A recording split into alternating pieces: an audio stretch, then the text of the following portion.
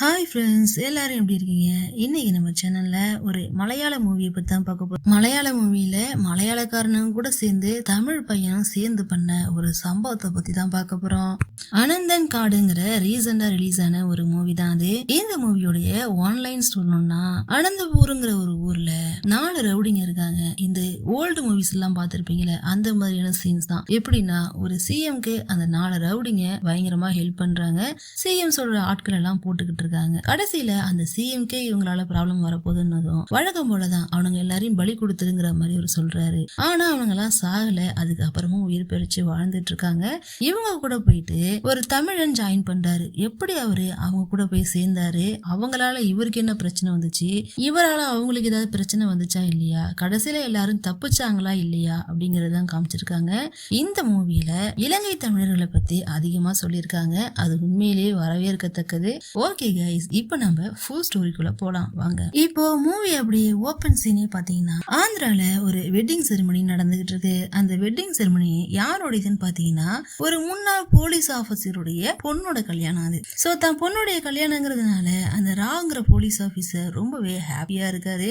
அந்த கல்யாணத்தை ரொம்பவே பார்த்து பார்த்து பண்ணிக்கிட்டு இருக்காரு. அப்போதைக்கு அந்த ஆபீசர் வேலை பார்த்துட்டு இருக்கும் போது ஒருத்தர் திடீர்னு அவரை கூப்பிட்டு, உங்களுக்கு கிருஷ்ணன், தங்கன், ஜான்சன் இவங்க எல்லாம் ஞாபகம் இருக்காங்கிற மாதிரி கேட்க, அவர் அந்த பேரெல்லாம் கேட்டதுமே அவருக்கு என்ன ஆச்சுன்னு தெரியல, கை கால் எல்லாம் உதற மாதிரி ஆயிடுது. சோ அவருடைய கன் எடுத்து இந்த பேரை சொன்னாங்கல்ல, அவரை ஷூட் பண்ணலான்னு அவரு ட்ரை பண்ண, இப்ப இந்த பேரை சொன்னான் இல்லையா, அவன் டக்குன்னு இவர் கையை தட்டி விட்டு, அவரோட கையில இந்த ஆயுதத்தால இவர் கையை தட்டி விட்டு அந்த ராங்கிற ஆபீசரையும் கன் பாயிண்ட்ல நிக்க வச்சு, இப்ப அந்த வெட்டிங் செரிமனியே ஒரு செகண்ட்ல நின்னு போயிடுது. சோ வந்தவரு கன்னை அந்த ராவுடைய நெத்தி பொட்டுல வச்சு பயங்கரமா மிரட்டிட்டு இருக்காரு. அதுவும் அந்த கல்யாண பொண்ணுடைய கண்ணு முன்னாடியே நடக்குது. இதெல்லாம் ஒரு கட்டத்துக்கு மேல அந்த மர்ம நபர் இவரை ஷூட் பண்ணிடுறாரு. ஷூட் பண்ண அடுத்த செகண்டே கட் பண்ணி அப்படியே வேற ஒரு பிளாஷ்பேக் உள்ள போறாங்க. அந்த பிளாஷ்பேக்ல பாத்தீங்கன்னா 1989ல இலங்கையில இருக்கிற ஜாஃப்னாங்கிற இடத்துல ஈழத்தமிழ மக்கள் எல்லாம் ஒண்ணு கூடி ஒரு இடத்துல ஸ்ரீலங்கன் ஆர்மி கிட்ட இருந்து தள்ளி இருக்கணும் அப்படிங்கறதுக்காக பதுங்கி இருக்காங்க. சோ அவங்கள பாதுகாக்கிறதுக்காக அந்த விடுதலை இயக்கத்தை சேர்ந்தவங்க எல்லாம் ஆயுதங்களோட இவங்களுக்காக பாதுகாப்புக்கு நின்றுட்டு இருக்காங்க.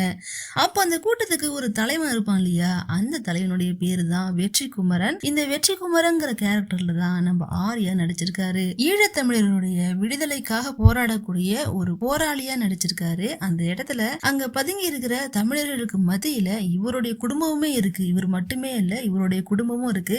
அம்மா, அப்பா, தங்கச்சி, தம்பி, இந்த மாதிரி ஒரு ஃபேமிலியாவே அந்த இடத்துல இருக்காங்க. மக்களோட மக்களா பதுங்கி இருக்காங்க. அப்ப அங்க நைட்டு எல்லாரும் சாப்பிட்டுட்டு இருக்கும் போது திடீர்னு பாத்தீங்கன்னா கடல் வழியா இலங்கை படை வந்து இறங்குறாங்க. மறைமுகமா அங்க இங்கன்னு பதுங்கி இருந்து இவங்களை தாக்கிட்டு இருக்காங்க. ஒரு கட்டத்துக்கு மேல உள்ளேயே இறங்கிடுறாங்க. உள்ள இறங்கி அங்க இருக்கிறவங்க எல்லாரையும் யாரு என்ன, அதாவது வயசானவங்க, குழந்தைங்கன்னு பார்க்காம எல்லாரையும் சர மாதிரியா சுட்டு தள்ளிட்டு இருக்காங்க. இந்த ஷூட் அவுட்ல ஆர்யாவோட கூட பிறந்த தம்பியவே சுட்டு கொன்னுடுறாங்க. அதுவும் ஆர்யாவோட கண்ணு முன்னாடியே கொன்னுடுறாங்க. இப்படி ஒரு பக்கம் இந்த மாதிரிலாம் நடந்துகிட்டு இருக்கும் போது ஏதோ ஒரு கட்டத்துக்கு மேல ஆர்யாவை தூக்கி வீசுற மாதிரியான ஒரு விஷயம் நடக்குது. அவர் போய் ஒரு பக்கம் அப்படியே மயக்கம் போட்ட மாதிரி கிடக்காரு. இன்னொரு பக்கம் இந்த இலங்கை சோல்ஜர்ஸ் எல்லாரும் உள்ளார இறங்கி நடந்து வந்துட்டாங்க. ஏன்னா முக்காவாசி பேரை சுட்டு கொன்னுட்டாங்க அந்த போராளிகளை. இன்னும் கொஞ்சம் பேர் எங்கேயோ பதுங்கிட்டு இருக்காங்க. சோ அவங்களையும் வெளில கொண்டு வரணுங்கிறதுக்காக இவனுங்களே டைரக்டா உள்ள இறங்கிட்டானுங்க. உள்ள இறங்கி அந்த மக்கள் எல்லாரையும் சுத்து போட்டுறானுங்க. உயிர் பொழைச்சவங்க எல்லாம் புடிச்சு வச்சுக்கிட்டு, உங்களுடைய தலைவன் அந்த வெற்றி குமரன் எங்க அப்படிங்கிற மாதிரி கேட்டுக்கிட்டு இருக்காங்க. அது மட்டும் இல்லாம அவங்க அப்பாவை நாங்க கொன்னுட்டோம், மத்தபடி அவங்க குடும்பத்துல இருக்க மத்த நபர்கள் எல்லாம் இங்கதான் இருக்காங்கன்னு எனக்கு தெரியும். சோ அவங்க யாருங்கறத எங்களுக்கு சொல்லி கொடுங்கிற மாதிரி கேக்குறானுங்க. சோ அவங்கள கொன்னுட்டா உங்களை நாங்க விட்டுருவோம் அப்படிங்கிற மாதிரி சொன்னதுனால, அப்படி சொல்லியுமே கூட யாருமே சொல்ற மாதிரி தெரியல. ஒவ்வொருத்தரா மிரட்டி டார்ச்சர் பண்ணி பயங்கரமா ஷூட் எல்லாம் பண்ணி கேட்டுட்டு இருக்கானுங்க. சோ இந்த மாதிரி நம்மளோட உயிருக்காக மத்தவங்க உயிர் போகுதே அப்படிங்கிற மாதிரி நினைச்ச ஆர்யாவோட அம்மா என்ன பண்றாங்கன்னா, அதாவது வெற்றி குமரனுடைய அம்மா என்ன பண்றாங்கன்னா, அவங்களாவே முன் வந்து நான் தான் வெற்றி குமரனுடைய அம்மா அப்படின்னு சொன்னதும் கூட இருக்கிறவனுங்க என்ன பண்றானுங்கன்னா, சரி நீ தான் அம்மானா அப்போ அவன் பக்கத்துல இருக்கிறதானே அவன் தங்கச்சியா இருக்கும். சோ அவன் தங்கச்சி மேல கை வச்சா அவன் கண்டிப்பா வருவான்லங்கிற மாதிரி ஹீரோவோட தங்கச்சி மேல கை வைக்க, இப்போ ஹீரோ மயக்கத்துல இருந்து எழுந்துச்சு இவனுங்களை பயங்கரமா சரமாரியா ஷூட் பண்ண ஆரம்பிக்கிறாரு. அப்படி அங்க ஷூட் அவுட் நடக்கும் போது திடீர்னு பாத்தீங்கன்னா ஹீரோவோட கண்ணு முன்னாடியே அந்த இலங்கை சோல்ஜர் ஹீரோவோட அம்மாவை கன் பாயிண்ட்ல நிறுத்துறான். வேற வழியே இல்லாம ஹீரோ இப்ப அங்க சரண்டர் ஆகி தான் ஆகணும் அப்படிங்கிற மாதிரியான ஒரு சுச்சுவேஷன். இவர் இப்ப சரண்டர் ஆனது அவனுங்களுக்கு அவங்களுக்கு இன்னுமே வசதியா போயிடுது. சோ இப்போ அந்த கூட்டத்தை ரொம்பவே கொடுமை பண்றானுங்க, சித்திரவதை பண்றானுங்க. அதுலயும் குறிப்பா நம்ம ஹீரோவுடைய ஃபேமிலிய ரொம்பவே கொடுமை பண்றானுங்க. அவங்க அம்மாவை ஷூட் பண்ணி கொள்றானுங்க, அவன் தங்கச்சிய அவர் கண்ணு முன்னாடியே நாசம் பண்றானுங்க. இதெல்லாம் பண்ணதுக்கு அப்புறம் நம்ம ஹீரோவையும் ஷூட் பண்ணலாம் அப்படின்னு சொல்லிட்டு கன் பாயிண்ட்ல எய்ம் பண்ண அந்த இடத்துக்கு இன்னொரு படை வந்து இறங்குது. இவங்க தான் விடுதலை சிறுத்தை கட்சி, இவங்க தான் விடுதலை புலிகள். இங்க என்ட்ரி கொடுத்து சரமாரியா சுட்டு தள்ளுறாங்க, எல்லாரையும் சுட்டு தள்ளுறாங்க. ஹீரோவையும் அவங்க கிட்ட இருந்து காப்பாத்துறாங்க. காப்பாத்துனதுக்கு அப்புறம் அவர் கையில கன்னை கொடுக்கறது யாருன்னு பாத்தீங்கன்னா நம்ம புலி தான், விடுதலை புலிகளின் தலைவர். அவர் தான் கன்னை கொடுக்கறாரு. கொடுத்து உன் குடும்பத்தை நாசம் பண்ணவன நீயே முடிச்சு விட்டுரு அப்படிங்கிற மாதிரி சொல்ல, அதையும் சொல்லிட்டு இவனுங்கெல்லாம் வெறும் நகைக்கண் தான், இவனுங்கெல்லாம் பெருசா எடுத்துக்காத, நாம இன்னும் வேரோட அறுவடை பண்ண வேண்டிய நிறைய பேர் இங்க இருக்காங்க அப்படிங்கிற மாதிரி தலைவர் சொல்ல, ஹீரோவும் அவங்க அம்மா தங்கச்சின்னு எல்லாரையும் கொண்ட அந்த சோல்ஜரை ஷூட் பண்றாரு. அதுக்கப்புறம் அந்த இயக்கத்தோட சேர்ந்து தமிழனுடைய விடுதலைக்காக இவரும் போராடுறாரு. அப்படியே அந்த சீன்ல இருந்து கட் பண்ணி இப்போ சில வருடங்களுக்கு அப்புறம் அப்படிங்கிற மாதிரி போடுறாங்க. 1989ல கேரளாவில் இருக்கிற திருவனந்தபுரத்துல அனந்தபுரிங்கிற ஒரு ஊரை காட்டுறாங்க. அது ஒரு குட்டி கிராமம். அந்த கிராமத்துல தங்கராஜ், முரளி, ஜாக்சன்னு 3 யங்ஸ்டர்ஸ் இருக்காங்க. இந்த 3 யங்ஸ்டர்ஸ்க்கு தலைவனான கிருஷ்ணங்குட்டின்ற ஒரு வயசான நபர் இருக்காரு. இந்த கேரக்டர்ல நடிச்சிருக்கிறது யாருன்னு பாத்தீங்கன்னா நம்ம கருப்பு படத்துல வந்து கலக்குனாரு அவர்தான் இந்த கிருஷ்ணங்குட்டிங்கிற கேரக்டர் நடிச்சிருக்காரு. இவர்கிட்ட கூலிப்படியா வேலை பாக்குறவங்க தான் இந்த தங்கம், ஜாங்ஷன், அப்புறம் முரளி. இவங்க 4 பேரும் சேர்ந்து இப்ப ராத்திரியோட ராத்திரியா ஒரு வண்டியை மடக்குறாங்க. அந்த வண்டிக்குள்ள ஃபுல் போதையில ஒரு யங்ஸ்டர் இருக்கான். அந்த யங்ஸ்டரை பார்க்க ஏதோ பணக்கார வீட்டு பையன் மாதிரி இருக்கான். அவ்வளோ போதையிலையும் நான் யாரு தெரியுமா, எங்க அப்பா யாரு தெரியுமாங்கிற மாதிரி புலம்பிக்கிட்டு இருக்கான். இவங்க அதெல்லாம் கொஞ்சம் கூட காதல வாங்காம டக்குன்னு அந்த வண்டியில இருக்கிற பெட்ரோலையே அந்த வண்டி மேலேயே ஊத்தி அந்த வண்டியை கொளுத்தி விட்டுறாங்க. காலி பண்ணி முடிச்சதும் அவங்களுக்குள்ள இப்ப என்ன பேசிக்கிறாங்கன்னா, இதோட இந்த மாதிரியான விஷயங்கள்லாம் நம்ம பண்ணக்கூடாது, நம்ம மேல இந்த இருந்த கேஸ் எல்லாத்தையும் இதோட அவன் முடிச்சு விட்டுறதா அந்த போலீஸ்காரன் சொல்லியிருக்கான். சோ சிஎம்காக செய்யக்கூடிய கொலைகள் எல்லாம் இதோட கடைசியா இருக்கணும் அப்படிங்கிற மாதிரி எல்லாம் கிருஷ்ணகுட்டி அவங்க ஆளுங்க கிட்ட சொல்லிக்கிட்டு இருக்காரு. கட் பண்ணா இந்த தங்கம், ஜாக்சன் அண்ட் முரளி அப்படிங்கிற கிருஷ்ணகுட்டி இவங்க எல்லாருடைய லைஃபையும் இப்ப பிரசன்ட் டேவ்ல எப்படி இருக்கு அப்படிங்கிற மாதிரி காட்டுறாங்க. இவங்க 4 பேருமே ஒரு மியூசிக் பேண்ட் வச்சு அந்த கிராமத்துல வாழ்ந்துட்டு இருக்காங்க. இவங்க கேங்ல முரளின்ற பையன் ஒரு காலேஜ் பொண்ண லவ் பண்ணிட்டு இருக்கான். அந்த கேரக்டர்ல நம்ம நிக்கியா தான் நடிச்சிட்டு இருக்காங்க. இன்னொரு பக்கம் தங்கம் இருக்கார்ல, அவருக்கு ஒரு ஃபேமிலி இருக்கு. அந்த ஃபேமிலில ஒய்ஃப், ஒரு பெண் குழந்தை, மாமனார், அப்புறம் இவருடைய அம்மா. இவங்க எல்லாருமே ஒரு மாதிரி கஷ்டப்படுற ஃபேமிலியா தான் இருக்காங்க. என்னதான் சிஎம் கிட்டே கூலிப்படையா வேலை பார்த்துட்டு இருந்தாலும் இவங்களுக்கு பெருசா பணம் யாரும் கொடுக்குற மாதிரி கிடையாது. அவங்க தூக்கி போடுற எலும்பு துண்டுக்காக வேலை பார்க்கறதா சொல்லுவாங்கல்ல, அந்த மாதிரிதான் வேலை பார்த்துட்டு இருக்காங்க. அன்னைக்கு சாப்பிட்டா போதும், தூங்குனா போதுங்கிற மாதிரி ஒரு கூலிப்படையா வேலை பார்த்துட்டு இருந்திருக்காங்க. இவங்க கிட்ட காசுன்னு பெருசா எதுவும் இல்ல. சோ இதை எல்லாத்தையுமே இப்பதான் ரியலைஸ் பண்ணி இதுக்கப்புறம் நம்ம எல்லாருமே கரெக்டா இருக்கணும், அந்த செயல்களை செய்யக்கூடாது, இந்த மியூசிக் பேண்டை வச்சு நமக்கு என்ன காசு வருதோ அதுல வாழ்ந்தா போதுங்கிற மாதிரி வாழ்ந்துட்டு இருக்காங்க. இவங்க இருக்க கிராமத்துல கீர்த்தின்னு ஒரு லேடி இருக்காங்க. இந்த லேடிய கிருஷ்ணங்குட்டியோட கேங் வந்து எப்படி பாக்குறாங்கன்னா ஒரு தங்கச்சி மாதிரி பாக்குறாங்க. கீர்த்தி வந்து ஒரு தம்பியும் இருக்கான். அந்த தம்பிய நல்லா படிக்க வைக்கணும், அவனை பெரிய ஆளா ஆக்கணும், அதுக்காக இவங்க உழைச்சிட்டு இருக்காங்க. ஆனா இந்த கீர்த்திங்கிற லேடி பல பிரச்சனைகளை பயங்கரமா ஃபேஸ் பண்ண ஒரு ஆளு. சரி, அது எப்படி என்ன பிரச்சனைன்னு சொல்லி பாத்தீங்கன்னா, அதே ஊர்ல ராங்கிற ஒரு போலீஸ்காரன் இருக்கான். படத்தோட ஓபனிங் சீன்ல நம்ம பாத்துருப்போம்ல, அதே போலீஸ் தான். இந்த கிராமத்துலதான் டியூட்டி பார்த்துட்டு இருந்திருக்கான். சிஎம் என்னெல்லாம் வேலை சொல்றாரோ அது எல்லாமே இந்த ராவ் வந்து இந்த 4 பேரை வச்சுதான் எல்லாரையும் வேலை செஞ்சு விடுவாரு. இந்த ராவுடைய ஒய்ஃபை பாத்தீங்கன்னா எப்பவும் இறந்து போயிட்டாங்க. சோ அதனால இந்த கிராமத்துல அந்த கீர்த்திங்கிற பொண்ணு, அனாதை பொண்ணா இருக்கால, சோ அவளை யூஸ் பண்ணி மிஸ்யூஸ் பண்ணிட்டு இருந்திருக்கான். மிஸ்யூஸ் பண்ணதும் இல்லாம அந்த பொண்ணு கிட்ட ஒரு மிருகத்தனமா அவளை அடிச்சு டார்ச்சர் பண்ணி ரியல் ஒய்ஃப் மாதிரியே யூஸ் பண்ணிட்டு இருந்திருக்கான். சோ அவன் அப்படி பண்ணிட்டு இருக்காங்கிற விஷயத்த அந்த கீர்த்திங்கிற பொண்ணு இந்த கூலிப்படையில டைரக்டாவே வந்து சொல்றா. அந்த குரூப்ல தங்கங்கிறவரு அதை பார்த்து ரொம்பவே கொதிச்சு போயிடுறாரு. அடுத்த சீன்லயே போலீஸ்காரர் ராவ் அவனுக்கு காட்டுக்குள்ள ஒரு காட்டேஜ் இருக்கு, அங்கதான் அவன் அந்த ஊருக்கு வந்து தங்குவான், அந்த மாதிரி யூஸ் பண்ணிட்டு இருந்திருக்கான். சோ அவனை நேர்ல மீட் பண்ணி இந்த மாதிரி கீர்த்தி எங்க எல்லாருக்கும் தங்கச்சி மாதிரி, அவரை நீங்க டார்ச்சர் பண்றது எங்களால பொறுத்துக்க முடியல அப்படிங்கிற மாதிரி சொல்ல, போய் அதை பத்திலாம் நீ பேசக்கூடாது அப்படிங்கிற மாதிரி அந்த போலீஸ்காரன் இவனுங்களை மிரட்டிடுறான். கட் பண்ணா இப்போ தமிழ்நாடு திண்டுக்கல்ல இருக்க விடுதலை இயக்கத்தை சேர்ந்த ஒரு நபர் இந்த கேரக்டர் கேரக்டர்ல நம்ம போஸ் வெங்கட் தான் நடிச்சிருக்காரு. அவர் இப்போ அனந்தபுரியில இருக்க கிருஷ்ணன்குட்டிக்கு கால் பண்ணி எனக்கு ரொம்ப வேண்டப்படிய ஒரு பையன் வந்து உங்ககிட்ட அனுப்புறேன், கொஞ்ச நாளைக்கு அவனுக்கு அடைக்கலம் கொடு அப்படிங்கிற மாதிரி கேட்க, தாராளமா அனுப்புங்க நான் பாத்துக்கிறேன் அப்படிங்கிற மாதிரி சொல்ல, சரி ஓகே அடுத்த பஸ்லயே அவனை அனுப்புறேங்கிற மாதிரி சொல்லிடுறாரு. அவனுடைய பேர் பாத்தீங்கன்னா மணி அப்படிங்கிற மாதிரி தான் சொல்லி வச்சிருக்காரு. கிருஷ்ணன்குட்டியோட கேங்கு இப்ப பஸ் ஸ்டாண்டுக்கு போய் திண்டுக்கல்ல இருந்து ஊருக்கு வந்து இறங்குற அந்த மணிங்கிற நபரை ரிசீவ் பண்றதுக்காக வராங்க. அந்த மணின்ற பேர்ல யாரு வந்திருக்கா அப்படின்னு பார்த்தா அங்கதான் பயங்கரமான ட்விஸ்ட். வேற யாரும் இல்லைங்க, நம்ம ஹீரோ ஆர்யா தான் வந்து இறங்கியிருக்காரு. கொஞ்ச நாளைக்கு இவரை கொஞ்சம் மறைச்சு வைக்கணும், தலைமறைவா இருக்கணுங்கிறதுக்காக இந்த அனந்தபுரி கிராமத்துக்கு இவங்க கிட்ட இந்த கூலிப்பட கேங்கு கிட்ட அமைச்சு வச்சிருக்காங்க. அந்த கேங்குமே என்ன சொல்றாங்கன்னா, திண்டுக்கல்ல இருக்கிற போஸ் எங்களுக்கு எவ்வளவோ பண்ணிருக்காரு, அவருக்காக நாங்க எதை வேணா பண்ணுவோம், நீங்க எங்க ஊர்ல எங்களுடைய இடத்துல எவ்வளவு நாள் வேணாலும் இருக்கலாம் அப்படிங்கிற மாதிரி நம்ம ஹீரோவை கூட்டிட்டு போயிட்டு கீர்த்தியோட வீட்டுல தான் அடைக்கலமா வைக்கிறாங்க. நம்ம ஹீரோவும் அந்த கூலிப்பட ஆட்கள் அவங்களுடைய ஃபேமிலி அவங்களுக்குள்ள வந்து ஒரு மாதிரி மிங்கிள் ஆயிடுறாரு. இதெல்லாம் ஒரு பக்கம் நடந்துட்டு இருக்கும் போது இன்னொரு பக்கம் பாத்தீங்கன்னா தன்னுடைய அரசியல் ஆதாயத்துக்காக கொலைகள் பண்ண சொல்லக்கூடிய ஆள் இருப்பாரு இல்லையா, அந்த முதலமைச்சர் கூட இருக்கிறவரு மேனன்கிறவரு, இவர் தான் இந்த படத்திலேயே ரொம்ப மெயின் வில்லன் வச்சுக்கோங்களேன். சோ இந்த வில்லனும் அவங்க வீட்டு தானே வந்துட்டாரு போல.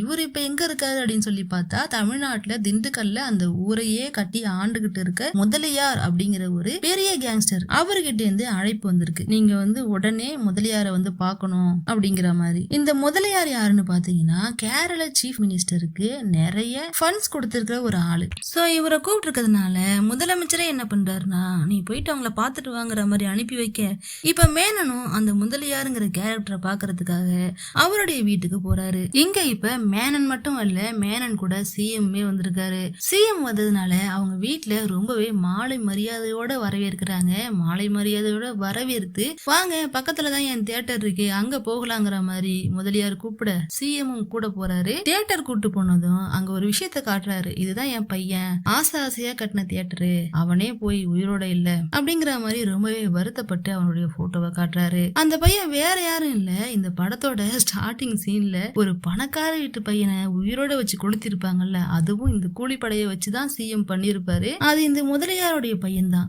இப்ப இந்த முதலியார் தியேட்டருக்குள்ள வச்சு என் பையனை இந்த மாதிரி உரு தெரியாம அழிச்சது நீதான், எனக்கு நல்லாவே தெரியும் அப்படின்ற மாதிரி முதலமைச்சரை பார்த்து சொல்ல, முதலமைச்சருக்கு அப்படியே பயங்கர ஷாக் ஆகுறாரு. இது நான் உன் பையனை கொண்டனா அப்படிங்கிற மாதிரி, இதுக்கு என்ன ஆதாரம் இருக்கு, எதை வச்சு நீங்க இப்படி சொல்றீங்கிற மாதிரிலாம் அவங்க கேட்க, ஆதாரம் தானே தியேட்டருக்குள்ளேயே தான் இருக்கு அப்படிங்கிற மாதிரி. தியேட்டருக்குள்ள அப்படி என்ன இருக்குன்னு பார்த்தா ஒரு ஆக்ட்ரஸை தான் கூப்பிடுறாங்க. ரெஜினா இருக்காங்கல்ல, அவங்க தான் இந்த ஆக்ட்ரஸ். சோ இந்த ரெஜினாக்காக தான் சிஎம் உடைய கூலிப்படைங்க அந்த பையனை கொண்டு இருக்காங்க. ஏன் அப்படி கொள்ளணும்னு சொல்லி பாத்தீங்கன்னா, ரெஜினாவை கல்யாணம் பண்ணிக்கலாம்னு அந்த பையன் நினைச்சிருந்திருக்கான். சோ ஒரு நடிகைக்காக என் பொண்ணை கொண்டுட்டல, என் பையனை கொண்டுட்டல அப்படிங்கிற மாதிரி இவர் ரொம்பவே கோவமா பேச, இப்ப நினைச்சா கூட நான் உன்னை கொன்றுவேன்டா, ஆனா அப்படி நீ சாக கூடாது, நீ திரும்ப உன் ஸ்டேட்டுக்கே போ, கொஞ்சம் கொஞ்சமா நீ பதவியை இழந்து ஒண்ணுமே இல்லாம உருக்குலைஞ்சு போவ, அப்ப நான் உன்னை கொல்லுவேன் அப்படின்ற மாதிரிலாம் இந்த கேங்ஸ்டர் முதலியார் வந்து சிஎம் மிரட்டினது மட்டும் இல்லாம தியேட்டருக்குள்ள இருக்க அந்த ஆக்ட்ரஸ கூப்பிட்டு என் பையனுக்காக இவனை நீ ஒரு அறவிடுமாங்கிற மாதிரி சொல்ல, சிஎம்ஏ இப்ப அரைஞ்சி அமுச்சு வச்சிடுறாங்க. இப்போ நம்மள கூப்பிட்டு வச்சு இப்படி அசிங்கப்படுத்திட்டானே அப்படிங்கிற அந்த வெஞ்சன்ஸ மனசுக்குள்ளேயே வச்சுட்டு அப்படியே சிஎம் அவருடைய ஸ்டேட்டுக்கு திரும்பி வராரு. அப்படி வந்ததுமே இவரு யாரை தேடுவாரு, இவருக்கு கீழே நாய் மாதிரி வேலை பாக்குற போலீஸ் ஆபீசர் ராவ் இருக்காருல, அவரை தான் கூப்பிடுறாரு. எனக்காக இன்னொரு வேலை செய்ய வேண்டி இருக்கு, திரும்ப கிருஷ்ணன்குட்டியோட ஆட்களை கூப்பிடு அப்படிங்கிற மாதிரி சொல்ல, கிருஷ்ணன்குட்டிக்கு அங்கு இந்த போலீஸ்காரர் ராவ் அவருடைய அந்த காட்டுல இருக்கிற காட்டேஜ் இருக்குல்ல அதுக்கு கூப்பிட்டு சிஎம்காக நீங்க இன்னொரு வேலை பண்ண வேண்டியதா இருக்கு அப்படிங்கிற மாதிரிலாம் சொல்ல, இல்லைங்க நாங்க இப்ப கொஞ்சம் நிம்மதியா இருக்கோம், நாங்க யாருக்காகவும் எதுவும் பண்ண போறது கிடையாது, நாங்க என்ன சம்பவம் பண்ணாலும் கடைசி வரைக்கும் நாங்க கூட ஜெயில தான் இருக்கோம், நாங்க இனி எந்த சம்பவம் பண்ண போறது கிடையாது, நாங்க பாட்டுக்கு கச்சேரின்னு நிம்மதியா இருக்கோம் அப்படிங்கிற மாதிரிலாம் கிருஷ்ணன்குட்டி கேங் சொல்ல, அப்படியெல்லாம் விட முடியாது, உங்க மேல இருந்த அத்தனை கேஸும் நான் ஒண்ணுமே இல்லாம உடைச்சு விட்டுருக்கேன், அந்த கேஸுங்களுக்கெல்லாம் நீங்க ஜெயிலுக்கு போயிருந்தா ஆயுசுக்கும் உள்ளதா இருந்திருக்கணும், ஒழுங்கா சிஎம் சொல்றதை கேட்டீங்கன்னா லைஃப் செட்டில் ஆயிடலாம் அப்படிங்கிற மாதிரிலாம் போலீஸ்காரர் ராவ் சொல்றாரு. சரி ஓகே நாங்க சிஎம் நேர்ல மீட் பண்ணணும்னு சொல்லிட்டு அந்த சீன்லயே சிஎம் இந்த கிருஷ்ணன்குட்டி கேங்க நேர்ல மீட் பண்ணும்போது சிஎம் இவங்க கண்ணு முன்னாடி கிட்டத்தட்ட 17 லட்சம் ரூபாய் கேஷ முன்னாடி வச்சுட்டு எனக்காக கடைசியா ஒரே ஒரு தடவை பண்ணுங்க, அதுக்கப்புறம் நீங்க லைஃப் செட்டில் ஆயிடலாம் அப்படிங்கிற மாதிரிலாம் காசை காமிச்சு இவங்க மனசை மாத்த ட்ரை பண்றாரு. சரி ஓகேன்னு சொல்லிட்டு இவங்களும் அந்த பணத்தை வாங்கிட்டு திண்டுக்கல்ல இருக்க அந்த கேங்ஸ்டர் முதலியார் அவரை போடுறதுக்கு ஒத்துக்கிறாங்க. கட் பண்ணா இப்ப முதலியார நெருங்குறது அவ்வளவு ஈஸி கிடையாது. அவர் ஒரு மிகப்பெரிய கேங்ஸ்டர். அவரை எப்படி போடுறது அப்படின்னு சொல்லிட்டு ஆல்ரெடி அங்க தங்கி இருக்க ஏகத்தை சேர்ந்த போஸ் இருக்காருல்ல, அவருக்கு கால் பண்ணி இந்த மாதிரி உங்க ஊர்ல இருக்க அந்த முதலியார போடணும், எப்ப வந்தா சரியா இருக்கும் அப்படிங்கிற மாதிரி எல்லாம் கேட்க, இதுக்காகத்தான் நாங்க காத்துட்டு இருக்கோங்கிற மாதிரி போஸ் வெங்கட் உடனே சரி அதை நான் பாத்துக்கிறேன், நம்ம பையன் மணி அங்க இருக்கான்ல அவனை கூப்பிடுங்க, அவங்கிட்ட கொஞ்சம் பேச வேண்டி இருக்கு அப்படின்ற மாதிரிலாம் போஸ் வெங்கட் மணியை கூப்பிட, அவங்க கிட்ட நம்ம தமிழின துரோகி அந்த முதலியார் அவனை நாங்களே கதையை முடிக்கணும்னு நினைச்சோம், ஆனா இப்போ கிருஷ்ணங்குட்டி கேங்கு அவனை முடிக்க பாக்குறாங்க. கிட்டத்தட்ட நம்ம இயக்கத்தை சேர்ந்த 50க்கும் மேற்பட்ட போராளிகளை அந்த முதலியார் புடிச்சு கொடுத்துட்டாங்க. நம்ம ஆட்கள் போலீஸ் கிட்ட சித்திரவதைப்பட்டு இறந்திருக்காங்க. அதுக்காக பதிலடி கொடுக்கிற விதமா கிருஷ்ணங்குட்டி கேங் கூட சேர்ந்து நீயும் திண்டுக்கலுக்கு வா, உன் கையால தான் அந்த முதலியார போடணும் அப்படிங்கிற மாதிரி ஆர்டர் கொடுக்க, சரி ஓகேன்னு சொல்லிட்டு மணியும் அந்த கிருஷ்ணங்குட்டி கேங் கூட சேர்ந்துட்டு அன்னைக்கு ராத்திரியே திண்டுக்கலுக்கு போறாங்க. அங்க போயிட்டு அந்த முதலியார போடுறதுக்கு அவருடைய இடத்துக்கு வராங்க. அன்னைக்குன்னு பார்த்தா அவங்க ஊர்ல திருவிழா. இந்த திருவிழாவை பயன்படுத்திக்கிட்டு அங்க பக்கத்துல ஒரு பெரிய மாட்டு கொட்டாரு. இந்த இடத்துல ஃபுல்லா பட்டாசு வெடிக்க விட்டு மாடுகளை மிரள விட்டு முதலியார் வீட்டுக்குள்ள அந்த மாடுகள் எல்லாம் விடுறாங்க. அவ்வளவுதான், மாடெல்லாம் உள்ள பூந்து அந்த பக்கமும் இந்த பக்கமும் ஓடிக்கிட்டு அவங்க ஆளுங்க எல்லாரையும் செதற விட, இந்த கேப்ல நம்ம ஹீரோ மணி உள்ள என்ட்ரி கொடுத்து முதலியார் கேங்ல ஒரு ஆளை விடாம எல்லாரையும் அடின்னு அடிச்சு கிழிக்கிறாரு. இது எல்லாத்தையுமே கிருஷ்ணங்குட்டி கேங்கு அப்படியே ஆச்சரியமா பாக்குறாங்க. என்னடா இவன் இவ்வளவு நாள் அமைதியா இருந்தான், இப்ப என்னடா இப்படி தெரிக்க விடுறானே, அப்பாவி மாதிரி இருந்தவன் இப்படி இருக்கானே அப்படிங்கிற மாதிரி பாத்துட்டு இருக்காங்க. இவன் யாரா இருக்கும் இவ்வளவு பெரிய விஷயம் பண்றானேங்கிற மாதிரி பாக்குறாங்க. சோ இப்ப நம்ம ஹீரோவை பாத்தீங்கன்னா அந்த வீட்டுக்குள்ள புகுந்து அவங்களுடைய ஆட்கள் எல்லாரையும் அடிச்சு தூக்குறாரு. கடைசியா முதலியார பிடிச்சி ஒரு தமிழனா இருந்து துரோகம் பண்ணிட்டு இருக்காடா, தமிழின துரோகி அப்படிங்கிற மாதிரி, நீ எல்லாம் இந்த மண்ணிலே உயிரோட இருக்க கூடாது அப்படின்னு சொல்லி ஒரு பெரிய அருவாள் எடுத்து கிருஷ்ணங்குட்டி கேங்கோட கண்ணு முன்னாடியே முதலியார ஒரே போடு. அவ்வளவுதான். ஆக்சுவலி இந்த கேங் தான் அவங்கள போட வந்தாங்க. ஆனா இவங்க கேங் கூட உதவி பண்ற மாதிரி வந்த நம்ம ஹீரோ அந்த முதலியார போட்டு அந்த ரத்த கரையோட அங்க இருந்து கிளம்ப போயிடுறாரு. இப்ப அப்படியே இன்டர்வல். இதுக்கு அப்புறம் தான் இந்த படத்துல நம்ம கொஞ்சம் கூட எதிர்பார்க்காத பல திருப்பங்கள் வந்துகிட்டு இருக்கு. சோ இந்த வீடியோவை ஸ்கிப் பண்ணாம பாருங்க. இப்போ இந்த இன்டர்வியூக்கு அப்புறம் தான் பாத்தீங்கன்னா இந்த கிருஷ்ணங்குட்டி கேங்குக்கு நம்ம ஹீரோ யாரு, எப்பேற்பட்ட இயக்கத்தை சேர்ந்தவர், அவரோட இலக்கு என்ன, இது எல்லாமே தெரிய வருது. அதே சமயம் கேங்ஸ்டர் போட்டதுல சிஎம் கையில இருந்து 17 லட்சம் ரூபாய் இவங்களுக்கு அப்படியே சொலையா கிடைக்குது. இதை வச்சுட்டு அந்த கிராமத்துல சந்தோஷமா வாழ ஆரம்பிக்கிறாங்க. கிருஷ்ணங்குட்டி கூடவே இருக்கக்கூடிய தங்கம் ஜாங்சன் அப்புறம் அந்த முரளி, இவங்க 3 பேரும் அவங்களுடைய ஃபேமிலிக்கு அவங்க ஆசைப்பட்டதெல்லாம் வாங்கி கொடுக்கறாங்க. அவ்வளவுதான். இதுக்கப்புறம் நம்ம எல்லாரும் சந்தோஷமா இருக்கலாம் அப்படிங்கிற மாதிரி எல்லாமே நல்லபடியா போயிட்டு இருக்கும்போது இந்த பக்கம் இந்த சிஎம் அவர் சொல்லிதானே இந்த திண்டுக்கல்ல இருக்கிற பெரிய ஆளை போட்டாங்க, அவர் கட்சியிலேயே எதிரியா இருந்த ஒருத்தர் இருக்கான். அவன் சிஎம் மிரட்ட ஆரம்பிக்கிறான். என்னன்னா, நீங்க சொல்லிதானே உங்க ஆளுங்க முதலியார முடிச்சு விட்டாங்க, அதுக்கான ஆதாரம் எல்லாமே என் கையில இருக்கு, முதலியார முடிச்சு விட நீங்க யூஸ் பண்ண ஆக்கள் அவங்க மட்டும் போலீஸ் கிட்ட மாட்டினாங்க, இவங்களுக்கு தண்டனை தான். கேஸ் வேற சிபிஐ கைக்கு போயிடுச்சு. சோ வேற வழியே இல்ல, நீங்களும் சிக்கதான் போறீங்க, உங்க ஆட்டம் இதோட முடிஞ்சு போச்சு அப்படின்ற மாதிரிலாம் அந்த அரசியல் எதிரி சிஎம் பயங்கரமா பயமுறுத்த, அடுத்த சீன்லயே இந்த சிஎம் போலீஸ் ஆபீசர் ராவை கூப்பிட்டு பிரச்சனை முடிஞ்சிருச்சுன்னு பார்த்தா முதலியார் கொலை கேஸ் சிபிஐ கை வரைக்கும் போயிடுச்சு, என்னுடைய அரசியல் எதிரி நிறைய பேர் இருக்காங்க, கண்டிப்பா இதை விட மாட்டாங்க, நோண்ட ஆரம்பிப்பாங்க, இதுல கிருஷ்ணங்குட்டி கேங் மாட்டினாங்களாம், நானும் மாட்டிடுவேன், சோ அதனால இன்னொரு சம்பவம் பண்ண வேண்டியிருக்கு அப்படிங்கிற மாதிரிலாம் சொல்றாரு. ஒன்னும் பிரச்சனை இல்ல தலைவரே, கிருஷ்ணங்குட்டி கேங்க கூப்பிட்டு உங்களுக்கு யாரு இந்த மாதிரி பண்றாங்களோ சொல்லுங்க, அவங்கள முடிச்சு விட்டுறலாம் அப்படிங்கிற மாதிரி ரா சொல்ல, அதுக்கு சிஎம் என்ன சொல்றாருன்னா, இதுக்கப்புறமும் அவனுங்களை வச்சு நீ யாரையும் போட தேவையில்ல, அவனுங்களையே தெரியாம அழிச்சு போட்டுருங்கிற மாதிரி சொல்றாரு. ஏன்னா அவனுங்களை வச்சுதான் நம்ம கிட்ட எல்லாரும் வருவாங்க, அவனுங்களே இல்லன்னா நம்ம கிட்ட யாரு வர போறாங்க அப்படிங்கிற மாதிரி முதலமைச்சர் சொல்ல, இதை கேட்டதும் போலீஸ் ஆபீசர் ராவே ஒரு நிமிஷம் ஆடி போயிடுறாரு. ஏன்னா ஆரம்பத்துல வந்ததுல இருந்து இந்த சிஎம்காக அவனுங்க நிறையவே பண்ணிருக்கானுங்க. அந்த கேங்கு இவ்வளவு விஷயம் பண்ணலன்னா இவர் சிஎம்மாவே ஆயிருக்க மாட்டாரு. ஆனா இன்னைக்கு இவரை காப்பாத்திக்கிறதுக்காக அவனுங்களையே போட சொல்றாரு. அதுவும் இந்த விஷயத்த ராவையே தான் பண்ணணுங்கிறாரு. வேற யாருக்கும் சந்தேகம் வராம அழகா பிளான போட்டு முடி அப்படிங்கிற மாதிரி சொல்ல இதெல்லாம் ஒரு பக்கம் நடந்துகிட்டு இருக்கு. இன்னொரு பக்கம் கிருஷ்ணங்கட்டி கேங்ல இருக்கிற நம்ம ஹீரோ போராளி இருக்காருல்ல, அவரு அந்த கீர்த்திங்கிற லேடியோட வீட்டுல தானே தங்கி இருக்காரு. ராத்திரி ஆனா கீர்த்தி ஒரு மாதிரி அழுதுட்டே வராங்க. ஏன்னா அந்த அளவுக்கு அந்த போலீஸ்காரரா அவங்கள போட்டு டார்ச்சர் பண்றான். அன்னைக்கு நைட்டும் அழுதுகிட்டே வந்து கதவை சாத்திக்கிறாங்க. கீர்த்தியோட தம்பி வந்து கதவை தட்டி தட்டி பாக்குறான். நேரம் இப்போ நம்ம ஹீரோ கிட்ட வந்து அக்கா கதவை தட்டி பாக்குறேன் திறக்கவே மாட்டாங்கிற மாதிரி சொல்ல, ப்ளீஸ் என்னன்னு வந்து பாருங்கிற மாதிரி சொல்றான். இவன் எங்க சொல்லிட்டு இருக்கிறத கேட்டதும் உள்ள இருக்கிற கீர்த்தி கதவை திறந்து இப்ப எதுக்கு என்ன டார்ச்சர் பண்றீங்க அப்படிங்கிற மாதிரி கேட்க, இல்லம்மா நீ அழுதுட்டே வந்து கதவை சாத்திக்கிட்ட, உன் தம்பி வேற அழுதுட்டே இருக்கான், உனக்கு என்னதான் பிரச்சனை என்கிட்ட சொல்லுங்கிற மாதிரி கேக்குறாரு. அப்ப அந்த லேடி அவங்களுடைய கழுத்து பகுதியை காட்டுறாங்க. அந்த இடம் முழுக்க யாரோ சிகரெட்டால சூடு வச்ச மாதிரி இருக்கு. இந்த சூடு வைக்கிற வேலையெல்லாம் இந்த கொடூரமான போலீஸ் ஆபீசர் ராவ் தான் பண்ணிட்டு இருக்கான்.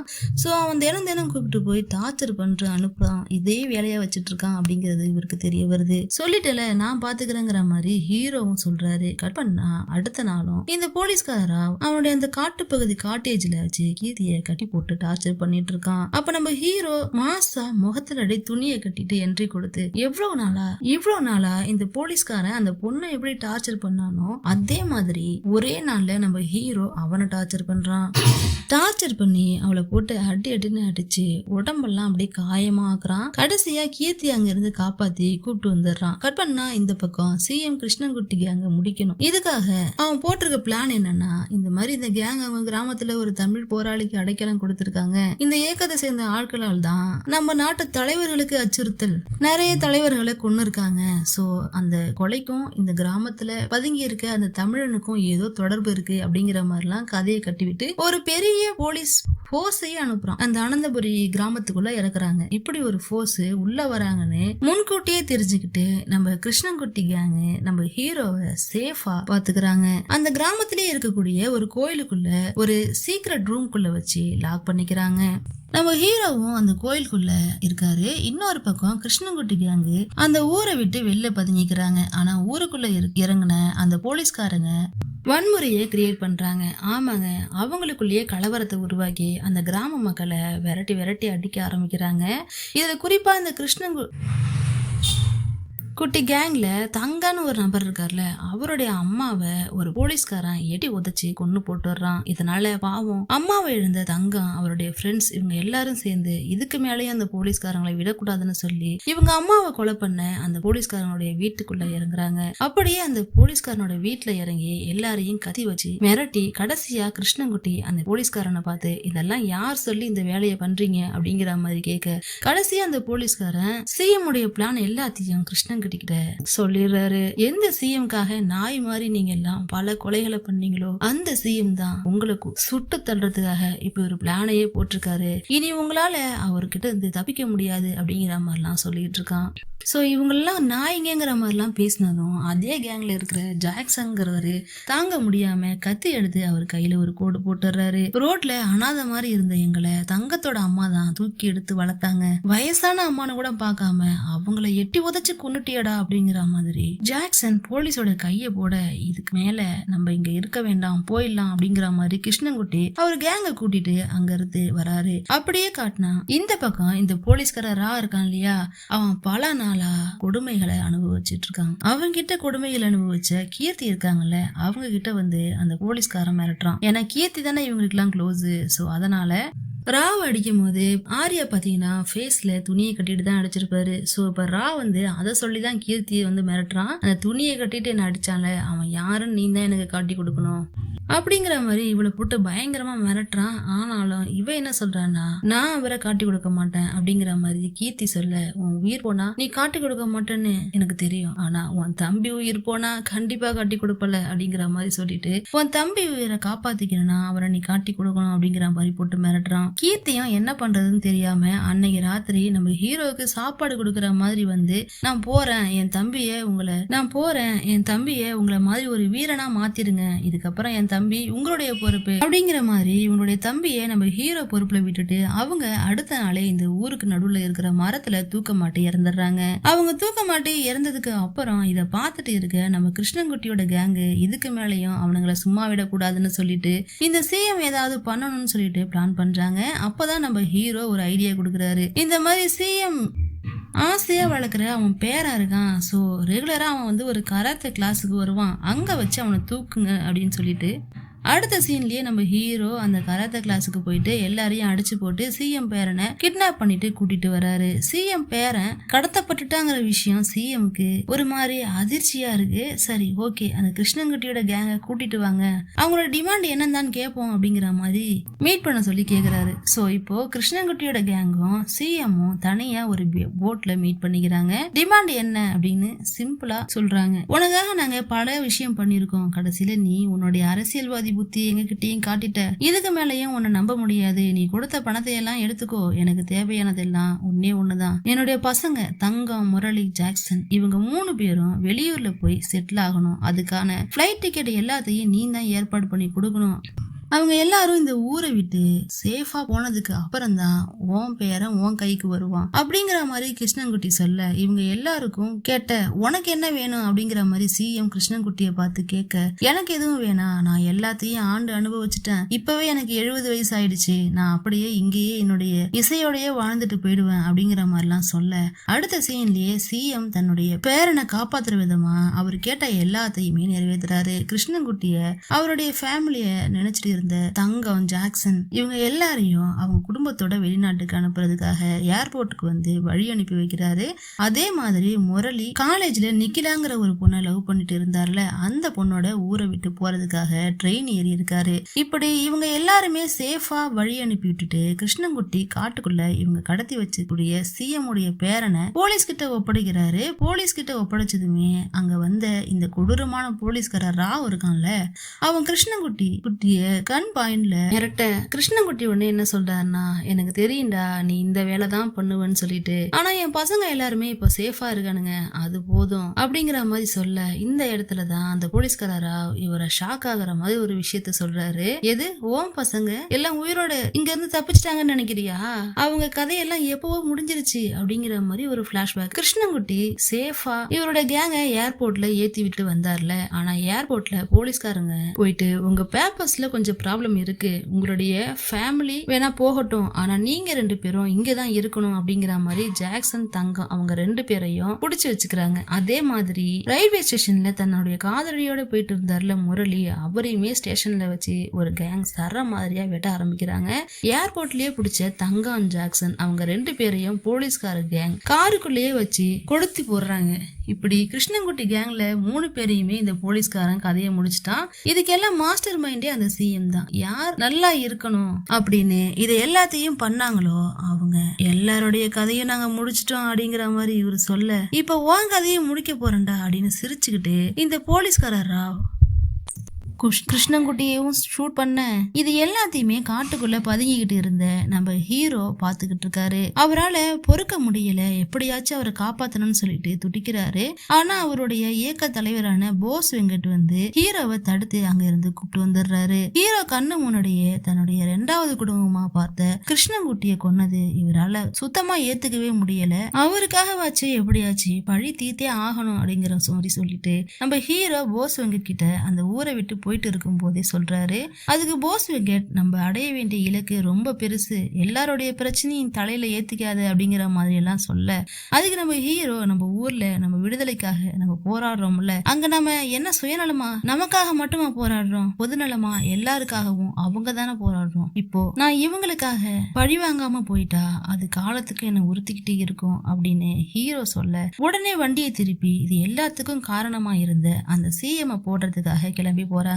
சிஎம் இப்போ ராஜஸ்தான்ல நடக்கிற ஒரு ஃபங்க்ஷனுக்கு போயிருக்காரு. பாலைவனம் ரோட்ல போயிட்டு இருக்கும் போது குறுக்க நம்ம ஹீரோ அவருடைய டீம் களத்துல இறங்கி பயங்கரமா அட்டாக் பண்ணி கடைசியில எல்லாத்துக்கும் காரணமா இருந்த சிஎம் நம்ம ஹீரோ ஷூட் பண்றாரு. அங்க பாதுகாப்புக்கு நின்றுட்டு இருந்த ராவை காலில் மட்டும் ஷூட் பண்ண அவன் அங்க இருந்து தப்பிச்சிடுறான். இப்படி மெயின் வில்லனான சிஎம் முடிச்சதுக்கு அப்புறம் கீர்த்தியோட தம்பியை கூட்டிட்டு போயிட்டு இருக்காரு. அவங்க அக்கா ஆசைப்படி அந்த தம்பிய நம்ம ஹீரோ ஒரு மாவீரனாக வளர்க்கணும் சாகணும் அப்படிங்கிற மாதிரி நினைக்கிறாரு. அப்படியே கட் பண்ணா பல வருஷம் கழிச்சு ஆரம்பத்துல நம்ம பார்த்த அந்த போலீஸ்காரர் அவர் பொண்ணுடைய வெட்டிங் செரமனிய சந்தோஷமா பாத்துக்கிட்டு இருந்தான்ல, அப்போ ஒரு பையன் கையில கன்னோட வந்து சில பேர்களை சொல்லி ஞாபகம் இருக்கா அப்படின்னு கேட்டான்ல, அந்த பையன் வேற யாரும் இல்லைங்க, கீர்த்தியோடைய தம்பி தான். நம்ம ஹீரோ அந்த போலீஸ்காரனை வெறும் காலில் மட்டும் ஷூட் பண்ணி அனுப்புனதுக்கு காரணமே உன் கையால தான் அவன் சாகணும் அப்படிங்கிற மாதிரி, அவன் தான் அவனுடைய இலக்கு அப்படின்னு சொல்லி சின்ன வயசுல இருந்தே சொல்லி கொடுத்து வளர்த்திருப்பாரு. சோ